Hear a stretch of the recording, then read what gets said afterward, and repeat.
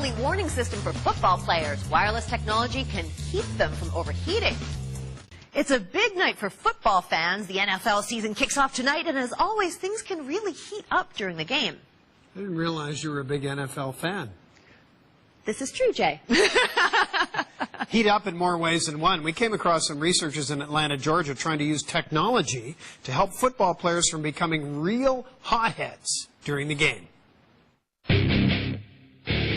When athletes give it their all, pushing themselves and their bodies to the limit, it can be a thin line between being in the zone and the danger zone. Well, we know that since 1955 that we've had 115 deaths that are related to, that are directly related to heat in American football. Young football players can be gluttons for punishment, making them particularly vulnerable to overheating. Jay Buckaloo, who started playing as a kid, remembers going to extremes to drop weight for his high school football games. In those days, it was taking salt pills and sitting in an attic with a garbage bag wrapped around you trying to sweat weight before you went to weigh-in on Saturday morning, and then trying to rehydrate yourself before game time. The athletes today are still doing that stuff. They're still doing the sports energy drinks. It is all about the peer pressure that's out there right now, and it's tremendous.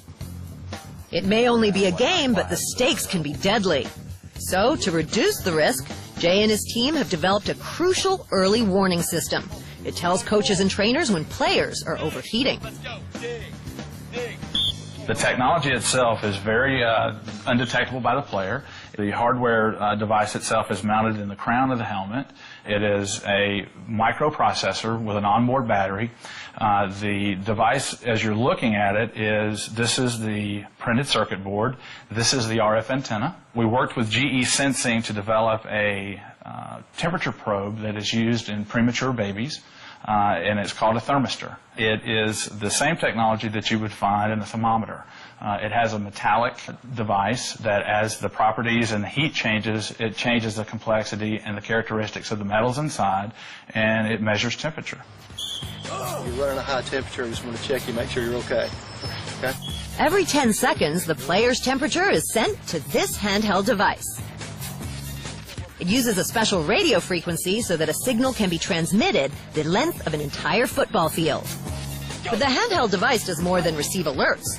It also stores vital information about each athlete. You feeling okay? Pre-existing medical conditions, doctor information, known allergies, things like that allow the staff to make decisions on the spot. Beth Higbee is a certified athletic trainer, physiologist, and mother to 2 football players. She's working with Hothead Technologies to refine their system.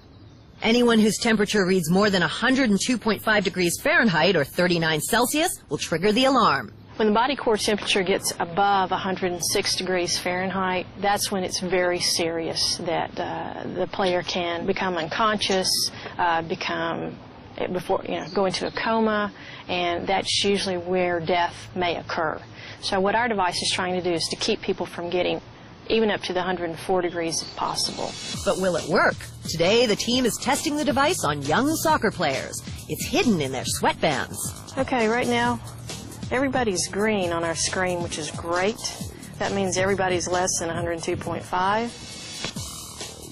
Just going to check and see what kind of temps we're running right now. Prepubescent kids do not liberate heat like adults. The sweat mechanisms are not developed properly. They don't have a large body surface area. So actually, these guys are often more at risk than older children and younger adults. Now we're running about 99. Oh my goodness. Riley Vickers, number 17, just went off. I'm going to check and see. He's greater than 102.5. Hey, Riley! Hey. You just triggered on me, okay? How you feeling? A little sick. Huh? A little sick. Well, what do you feel like? Just tell me what your symptoms are. My stomach doesn't feel good. I'm a little dizzy. This is pretty quick for you to go up, so I want Beth believes this device will help parents and coaches stop young athletes from pushing too far.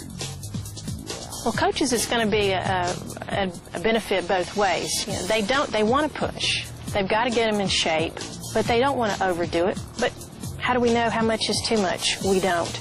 Let's go. Give me my back. It's over here. So hopefully, again, we'll provide an objective number to be able to allow the coaches to know whether or not the child is just sick and they didn't tell anybody. Maybe they have that warrior mentality and they're not going to tell the coach. And that warrior mentality isn't just limited to athletes. Construction workers, firefighters, and of course soldiers all have a tendency to fight through the heat. So there's a lot of potential. But for now, the team is focusing on research trials at Kennesaw State University in Georgia to prove that it can work for young footballers. Those data are presently being reduced and analyzed and ready to be submitted to a peer-reviewed publication. So we can't give that away, but obviously we're very pleased with what we've seen. The current model only costs about $100 a piece. For everybody involved, it's a small price. If we take the cost of our system over an average football season, it's less than $1 a day. So I guarantee you, if you have a parent that you ask if you could have a technology that's available that could perhaps prevent a catastrophic event from happening with your child, with your son or your daughter, is that too much to pay?